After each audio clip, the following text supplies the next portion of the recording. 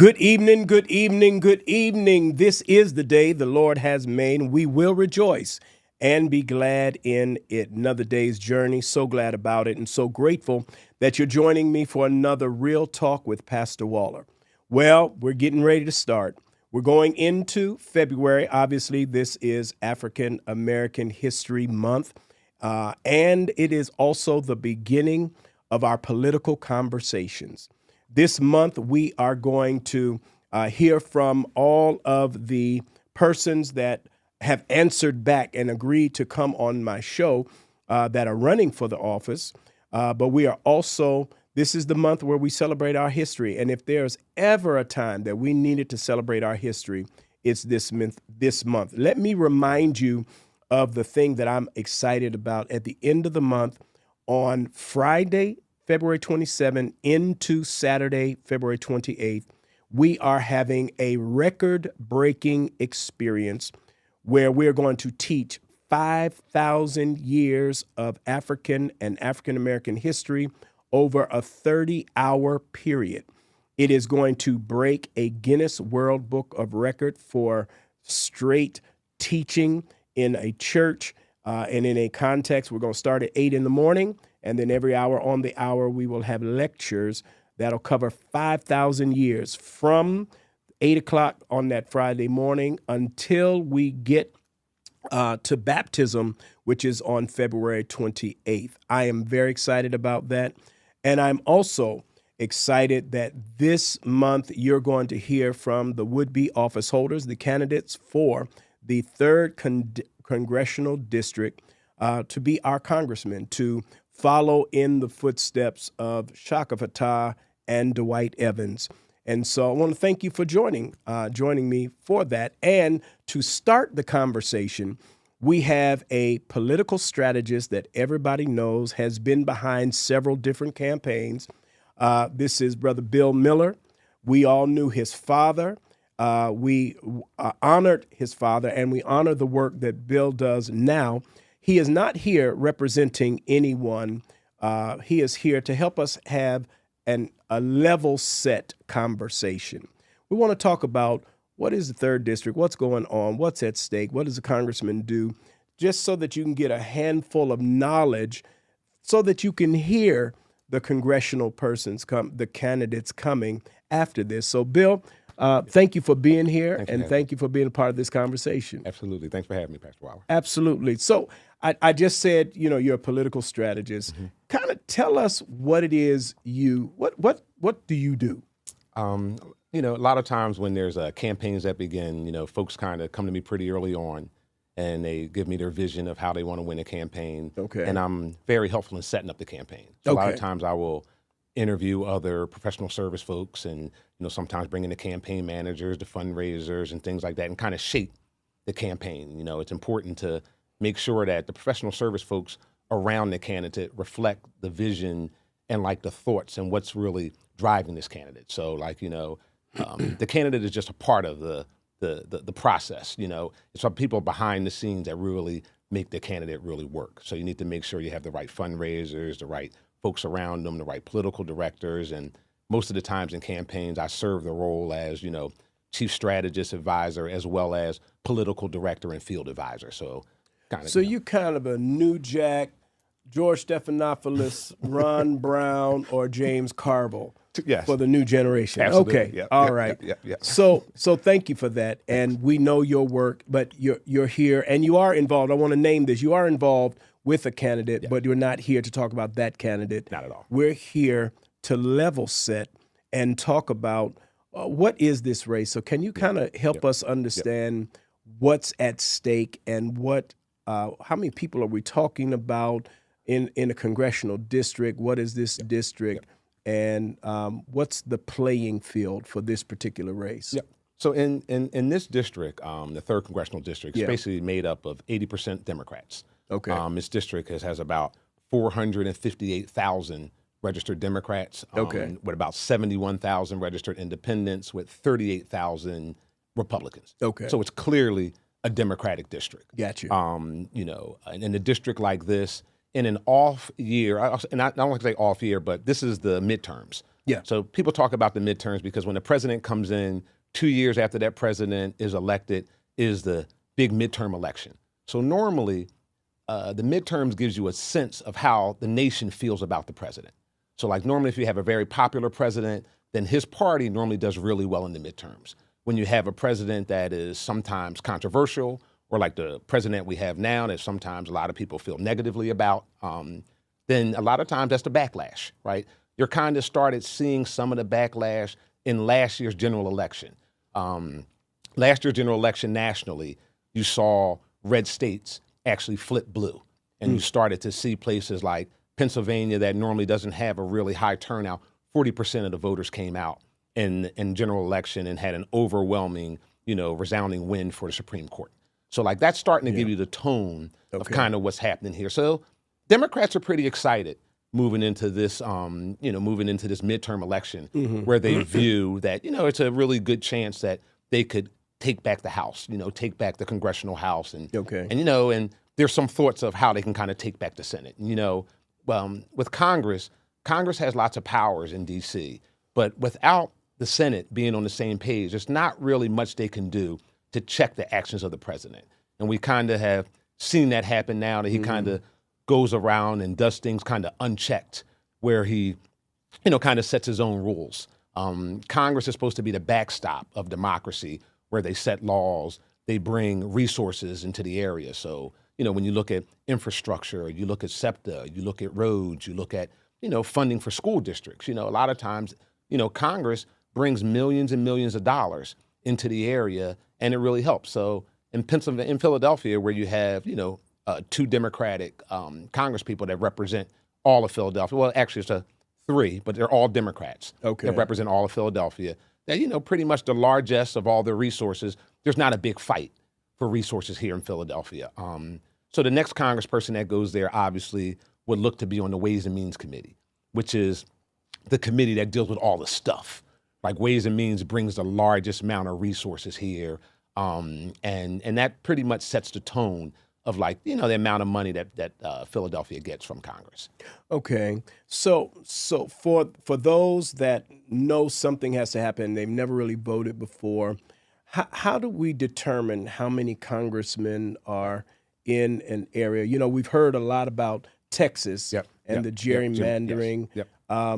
How does Pennsylvania, how many congressmen are there in Pennsylvania or in our area, and how many people inform any one congressional district? Okay. Yeah. So that's made up of population. And normally what happens is redistricting happens pretty much every 10 years. It kind of goes in line with the census. Okay. So in 2015, which was pretty much the last time the redistricting, started the process, we ended up getting all 3 Supreme Court seats. So once that happened, there was a map that was drawn that kind of showed how Philadelphia should have representation. And the representation went to the fact that you have 2 congresspeople that pretty much represent 90% of Philadelphia, and there's another congressperson that represents the bottom 10% of Philadelphia into Delaware County.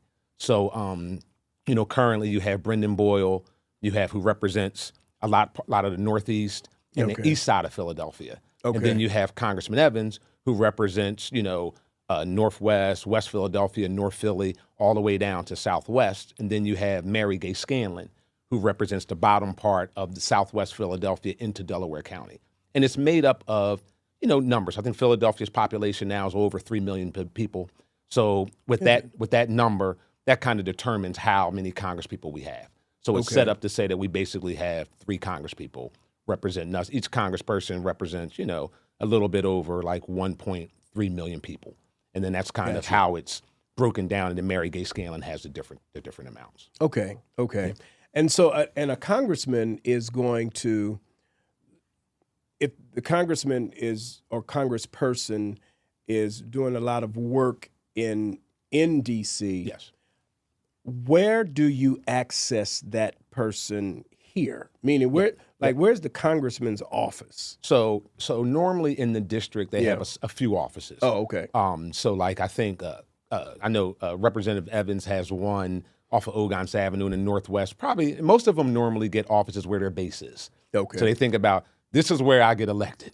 I get elected by the majority of these folks here, so I need to make sure I have an office here because these are probably going to be the loudest folks that need to know that they can access me and walk into the door, right? And they have a couple offices in the city, then they have another office in Washington, D.C. And you know, so Brendan Boyle has one in the Northeast, another one in like I think like the Kensington area. Then he has another office in Washington, D.C. Congressman Evans has one in the Northwest, one in South Philly, and another one in Washington, D.C. Mary Gay Scanlon, I don't believe she has an office in Philadelphia. I believe she just has two in Delaware County because she just represents a small slither of Philadelphia. And you know, and she also has one in Washington, D.C. So that's kind of how they break down the offices. They kind of just pick it where their base is. It's not really based on demographics or numbers like that. It's kind of, you know, the base of where they come from. So, you know, Brendan Boyle's looked at as a Northeast politician. So, like, obviously his biggest office is going to be in the Northeast. Dwight Evans is always, and they both were state reps before they became Congress members. And so I think most of them, they put the office where their old state reps office were. Gotcha. And then kind of built out from there. And, you know, and the key for Congress, the different programs that Philadelphians can access, when you think about like food insecurity, you think about WIC programs, you think about Social Security, and, you know, different things like that are where like Congress is really, really valuable to folks and accessing those, especially when you're looking at Social Security, and folks are really scared about healthcare. And when you look at like, you know, they can tell you about the healthcare marketplace and the different places how you can kind of access healthcare services and things like that. Thank you for that. So help me and those of us who are wanting to do Civics 101. Yep. So congressmen basically vote for things. Yes. And in the case where we're not in a majority, what does having any given congressperson do for our area? Meaning, can you help some of us see anything going on around here that is directly connected to Dwight is our congressman, and because of that, this happened? Right. And I would say by Dwight being our congressman, what you'll normally see is large development projects. So like when you look at senior homes and you look at senior funding, right? So there'll be a big senior facility that's built. And normally what it'll be is, all right, there'll be some federal money in it. And whenever you see a project that's federally funded, that comes from the congressman. The congressman. Right. And now normally they can't fund 100% of the project, right? So you'll take a senior home that may be in, you know, a state representative district. So the state representative will go to Harrisburg, they'll get 20% of the money. Then they'll go to the city of Philadelphia, see if they'll talk to Mayor Parker, see if this is something that fits in her administration, maybe get another 15 to 20% of the money. And then 60% of the money could be federal. So like normally what they do is they add into projects, right? Or if there is, you know, normally it's about senior homes, hospitals, schools, these large development, not, you know, when you look at, you know, private, like, you know, a private apartment building and things like that, they don't normally get into things like that. It's normally places where federal dollars are going to be used. So, you know, when you're dealing with seniors, they get, you know, federal subsidies, they get federal services and things like that to pay for their health care and things like that. Same with hospitals. So normally places where federal funds are used, they're usually used in the development of that. But like, you know, but if you think of like playground projects and things like that, where you may look at like the rebuild, that's not normally federal dollars. Like there's not a bunch of federal programs that work. So that's normally city and state that pulls those programs off, and, you know, and the mayor does it, something like that. Got you. Yeah. Okay. So, but roads and bridges, like I should have added that. But like when you look at Cheltenham Avenue, Cheltenham Avenue is probably going to need to do upgrades of different lighting projects and road work and infrastructure, where the bridges take place. Federal dollars and the Congress really put into that. That's where it comes from. Got it. Yeah. So as we get ready for this month, I'm going to have the candidates coming in. What should we be thinking about? What makes a person good for Congress? And what should we be listening for? What should I even be asking? These persons that are coming, because so to help me understand it, what should we be looking for when we're thinking about who we want to be our next congressperson? I think the thing that's really important for a congressperson is to understand the difference of having laws that you can actually make happen, right? Like, and how good are you in building coalitions? Because the one thing about Washington, D.C., which is similar to, in a smaller scale, which is similar to Harrisburg, is like if you don't know how to build coalitions, and which a lot of times people talk about working across the aisle, right?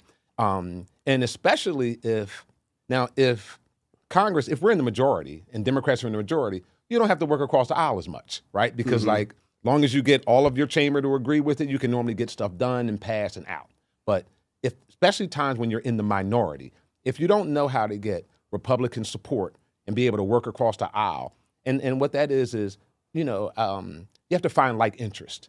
And like the one thing that like in politics is like people will always differ, but if you find like things that interest and affect people through multiple race and it crosses race and color lines and things like that, when you look at like, different like food insecurity programs, like, you have poor black people and poor white people all over the country.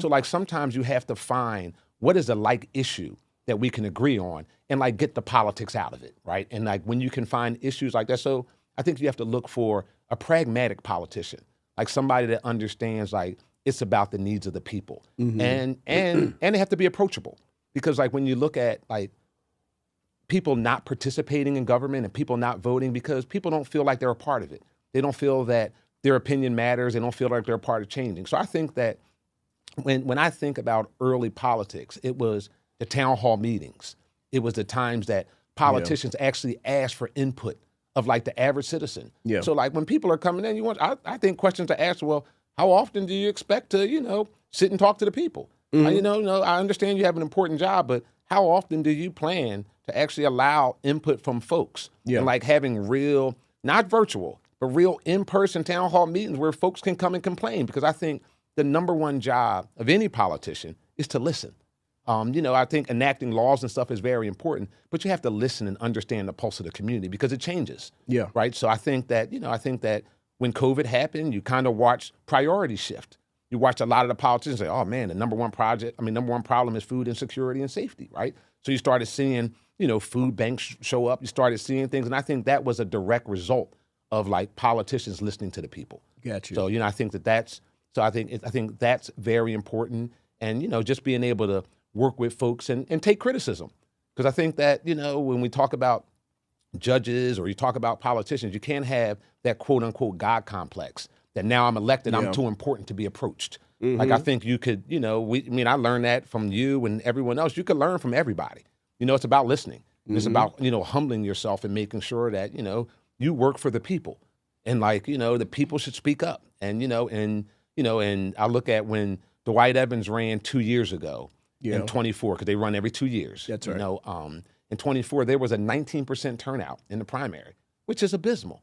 But it was an uncontested race. There wasn't a lot going on. But in the general election, the turnout was 62%, right? So it's like that's when everybody knew the midterms matter. I have to vote. I have to do these other things. So you look at a race like this, I think what's important to talk to the folks that ask them, once you win or if you win, what are you going to do to keep turnout engaged and keep voters engaged in Philadelphia? Gotcha. What are you going to do that it's not, what are you going to do around the country? So if you win this, which is it's 80% Democrats in this district.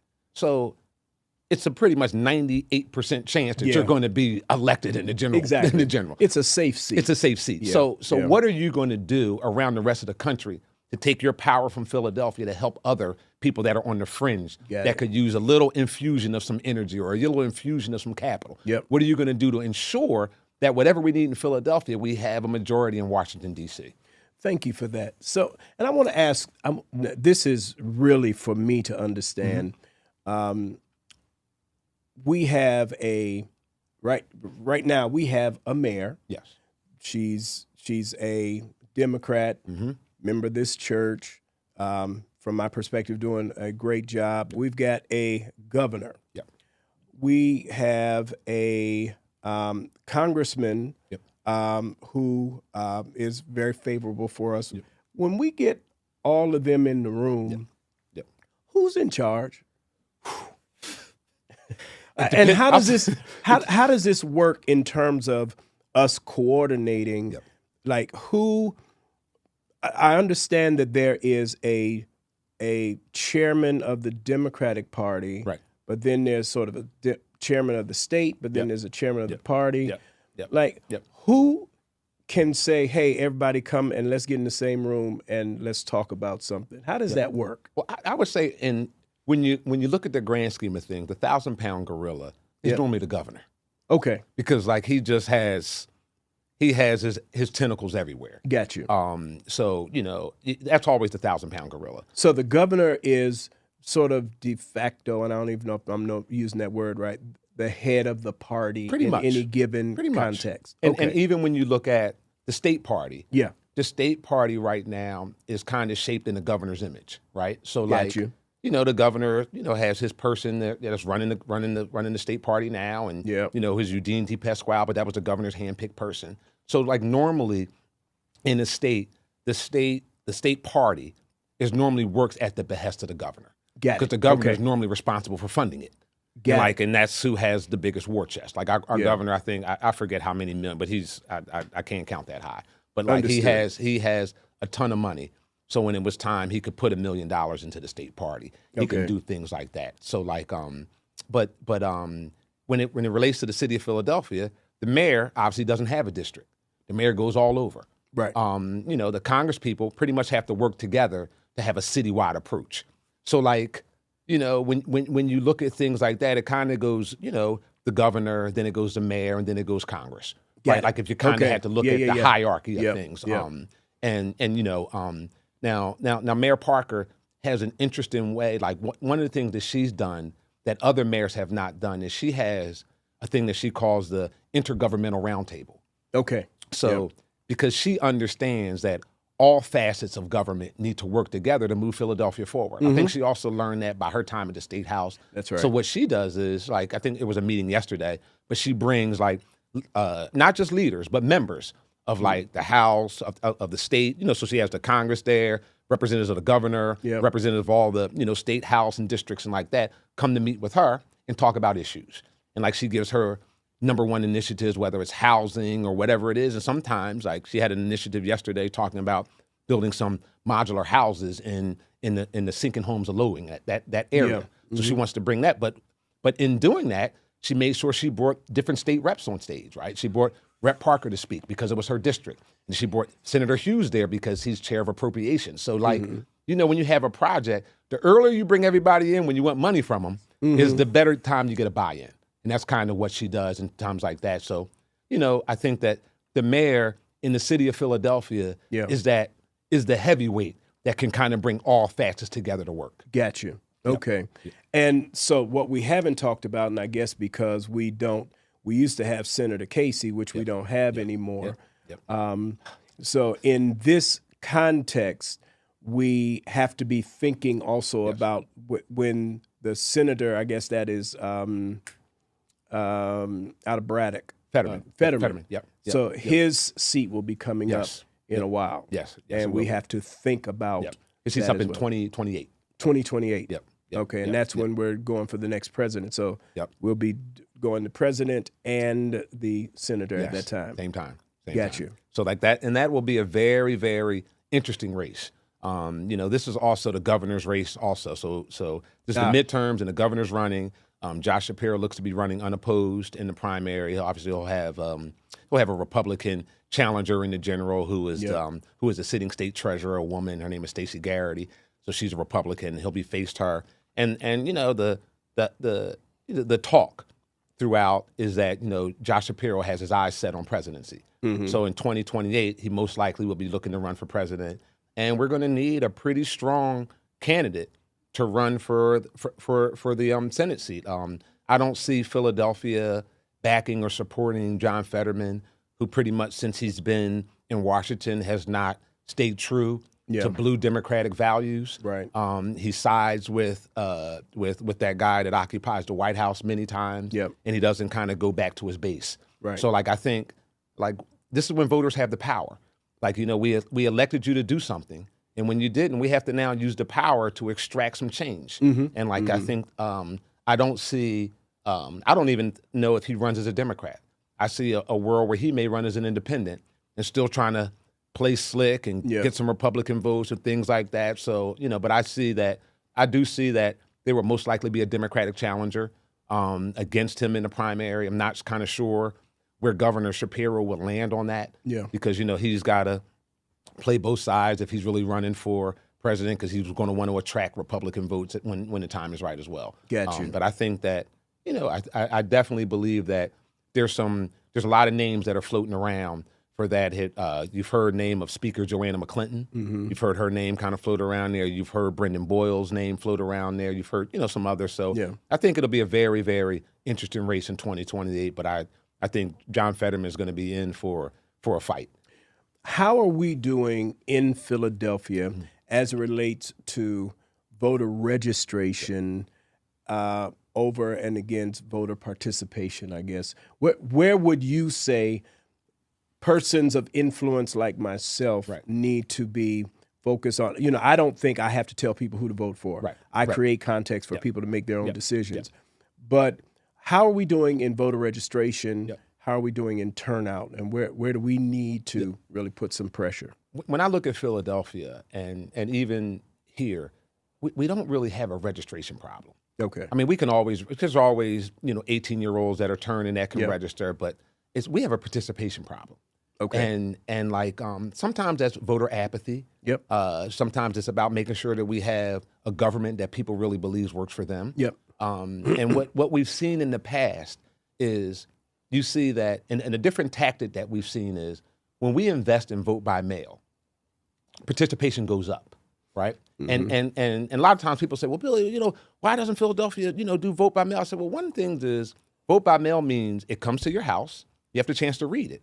Well, when the average Philadelphia has a 5th grade reading level, like there's a disconnect with folks really being able to read and wanting to read to do vote by mail. Mm-hmm. So like I think that when you look around and you look at Montgomery County or you look at Allegheny County, you look at different places that normally outperform us in voter participation, it's also that the literacy rate is up, right? When you look at what is the highest turnout ward in all of Philadelphia, it's the 9th Ward, right? Mm-hmm. So the 9th Ward represents, East Mount area and Chestnut Hill. Yeah. So it's also probably one of the most educated areas of Philadelphia. So I think that there's a direct I know. There's a direct correlation between education and participation. So I think that we could do a better job educating voters about how to vote, walking them through the vote by mail process. And the reason why I say vote by mail, because when you look at Philadelphia still being one of the largest, poorest cities, that people say, and I learn this from the young folks all the time, life be lifing, right? So like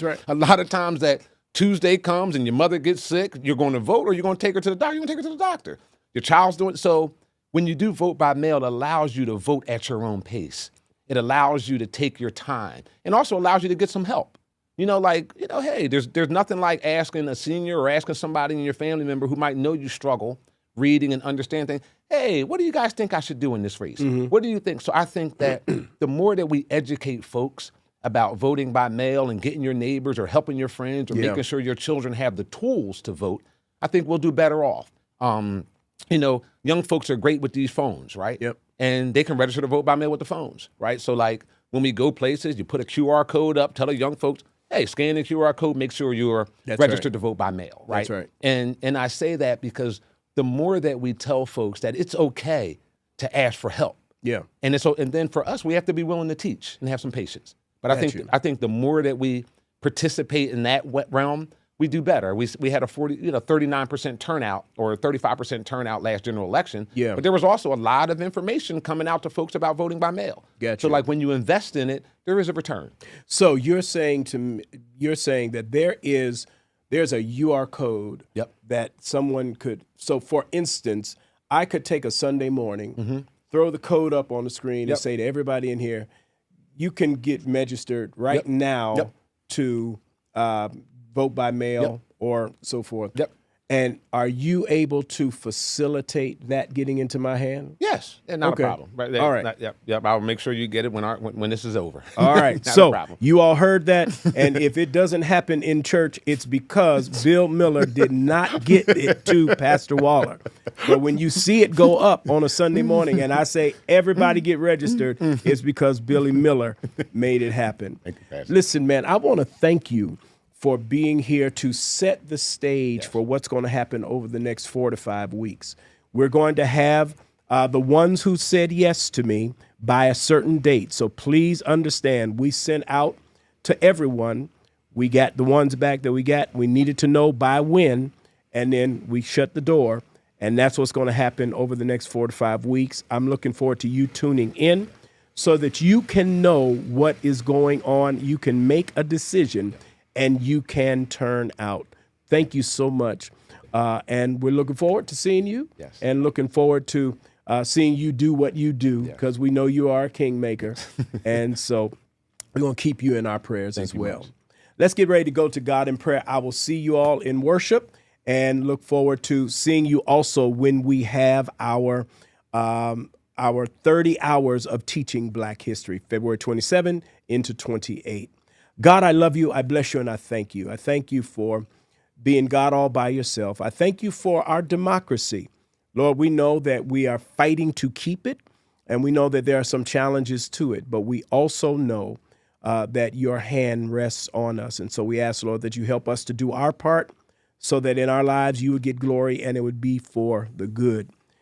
Lord, I pray for Billy as he participates in this, and I pray that you would bless his efforts so that he can help us become a more better union. Now, God, as we get ready to go throughout the rest of our day, go with us, stand by us until we meet again. It is through Christ, and for his sake we do pray. Let us all say amen. Amen. Listen, love you much. God bless you, and God keep you.